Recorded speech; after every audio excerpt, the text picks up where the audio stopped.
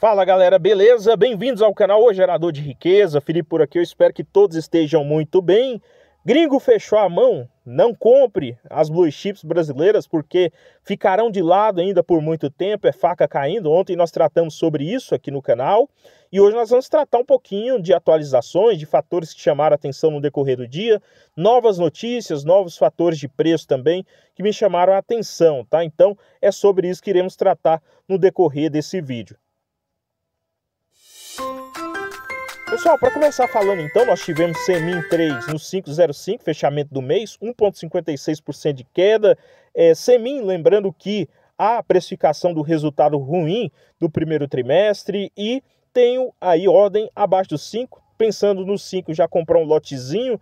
Banco do Brasil nos 23,42, hoje eu fiz mais uma aposta nos 23,50, novas quedas acontecendo em Banco do Brasil, que vai deixando de ser uma ação queridinha para ser aí, né, também um azarão no meio do mercado, dos agentes de mercado. Vale também no 52,10 e me chama a atenção novamente Vale, 2,53% de queda, mais próximo dos R$50 do que dos 55,60. Petro 4, segunda-feira é a Datacom dos dividendos, 30,50 eu tenho uma ordem, quem sabe o mercado não faz a boa segunda-feira e nos dá a oportunidade de comprar Petrobras na Datacom e também, né, com o rompimento aí abaixo dos R$30, eu tenho outras ordens ali abaixo dos R$30, mas um pontapé inicial com Datacom seria interessante demais, tá? Em Petrobras, nós temos alguns fatores de notícia hoje com relação à margem equatorial, com relação à produção de petróleo e são fatores que podem fazer preço na Petrobras. Nós vamos falar sobre isso no decorrer lá no final do vídeo, tá? Com relação a Gerdau Global 4, 8,36 foi o fechamento, 4,35 de queda e BB Seguros 37,51. Antes de falar das empresas, ontem nós tivemos uma boa discussão aqui no vídeo, né? A taxação de dividendos, segundo levantamento da Receita, né, de um dos secretários da Receita, afetaria menos de 3% dos investidores. E aqui 3 comentários chamou bastante atenção. O primeiro com relação a um tom mais otimista, né? Aí abre aspas aqui. Ano a ano, esse valor de 50 mil será corrigido. É o que está na proposta de lei original.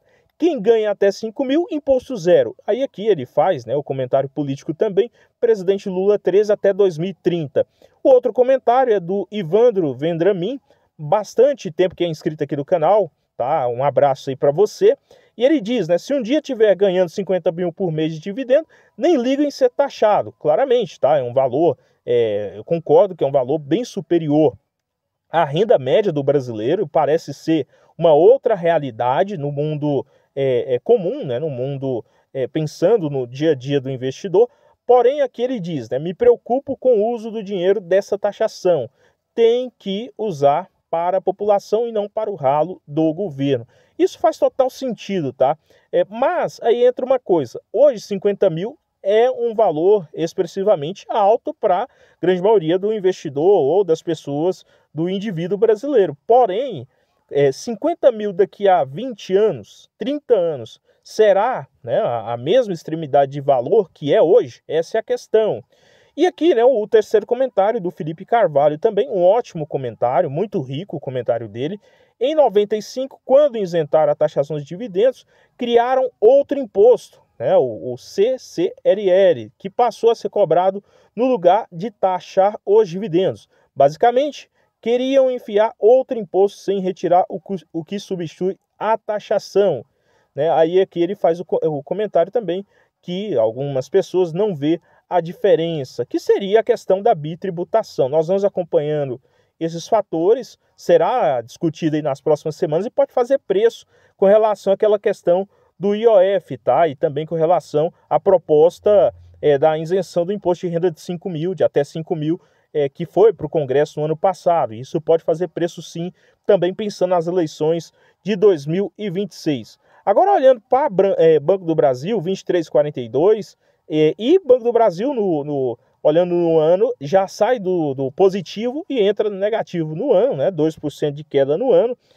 Nós temos aqui dados do dia 28, pregão do dia 28, Gringo foi o principal vendedor dos papéis, tá? Então, e hoje nós tivemos Na verdade, ontem o Santander também, deixando de dar a recomendação de compra para neutro, que na verdade, na minha visão, seria de venda, né? Com recomendação de preço-alvo dos 46 para os 26, se eu não me engano, tá?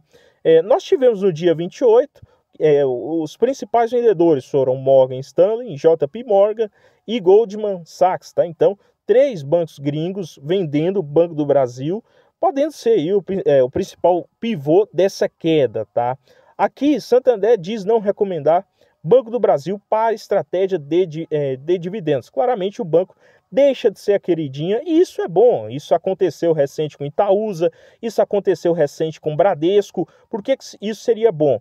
Porque, como eu falei ontem, não tem como, é quase que improvável o investidor conseguir comprar uma boa empresa a um preço muito atrativo com todos os agentes do mercado chegando à conclusão que é um ótimo momento para aportar, tá? Então, isso para o investidor pessoa física que pensa no longuíssimo prazo pode ser um fator benéfico para quem tem caixa e para quem também pretende aportar por um longo período no papel, tá? Então, o Santander rebaixou o preço-alvo de R$ 45 para os R$ 26 e acreditam aqui que possivelmente o ROI cairá dos 21%, 19% da média recente para a casa dos 16, podendo chegar até os 14, dependendo dos resultados do ano, inclusive com uma menor distribuição de proventos, tá?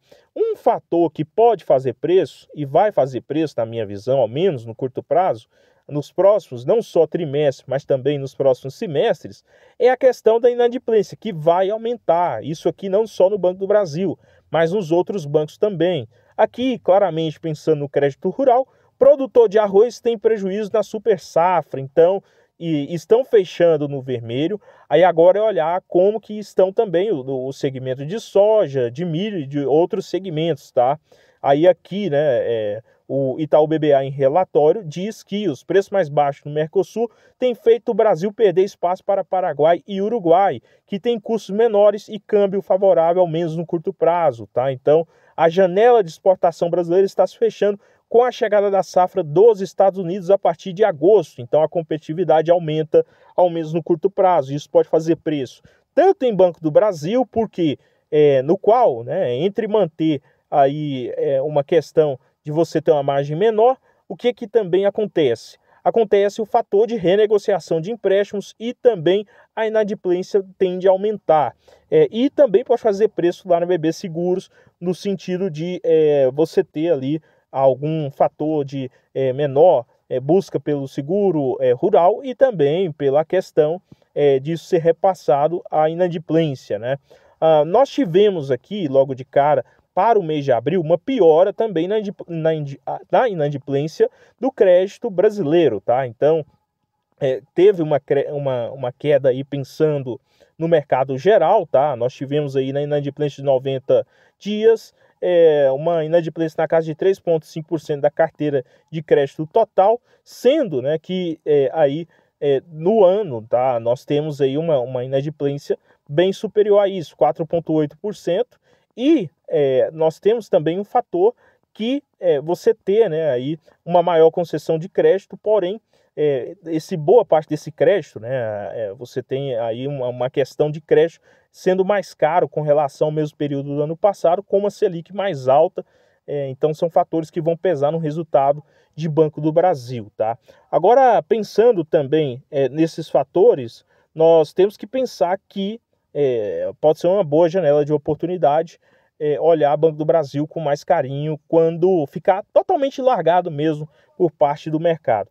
Agora, sobre Vale, né, tem uma questão que vem acontecendo, é a venda aí também de gringo, tá? Hoje nós tivemos JP Morgan como o principal vendedor, junto com a Genial, e aqui seria uma questão para estar de olho nas opções da Vale, tá? Strike ali nos 52, tem bastante strike nos 52, um alto volume nos R$ 52.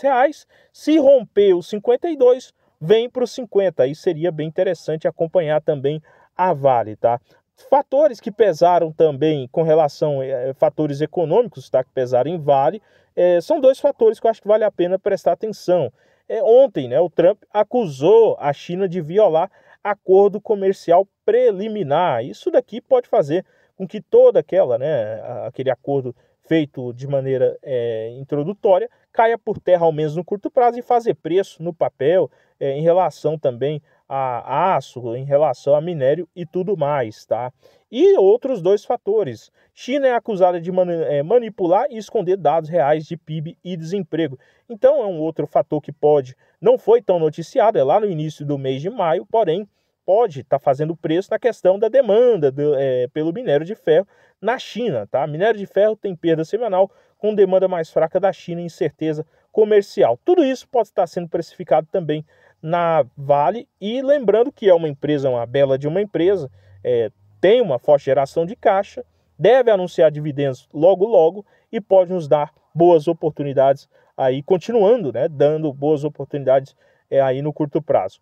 Por último, nós vamos falar sobre a Petrobras, Petro 4, eu estou de olho, como eu falei, está no radar, 30,50 é o preço que eu entro no papel, 1,09% de queda hoje, um papel que para mim deve ficar em queda no médio prazo, tá? Já recua mais que 15% no ano e pode cair mais, na minha visão.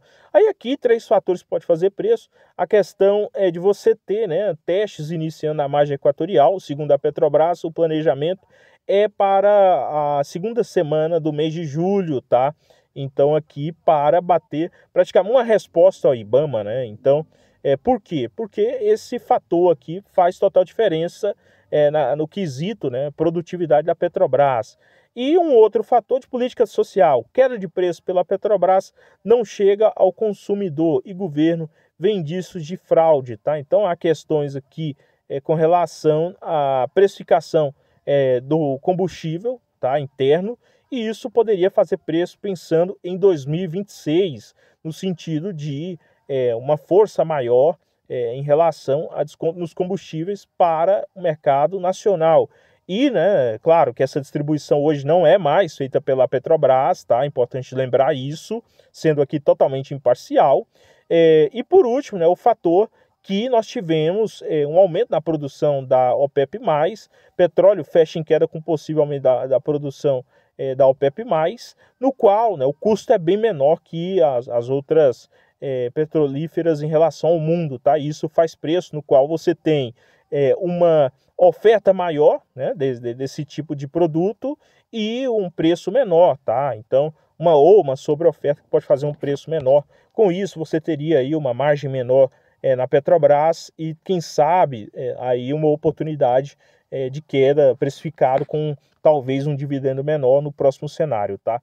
No mais, pessoal, o vídeo não representa uma recomendação da compra ou de venda de ativos. Se você é novo no canal, muito bem-vindo. Se você não se inscreveu ainda e gostou do canal, sugiro a sua inscrição. Compartilhe para chegarmos a mais investidores. Curta também para o vídeo chegar a mais investidores. E comente aqui qual que é a sua opinião em torno desses ativos e o que você tem feito em relação a esses ativos, se tem ou não na sua carteira. No mais, até o próximo. Valeu demais.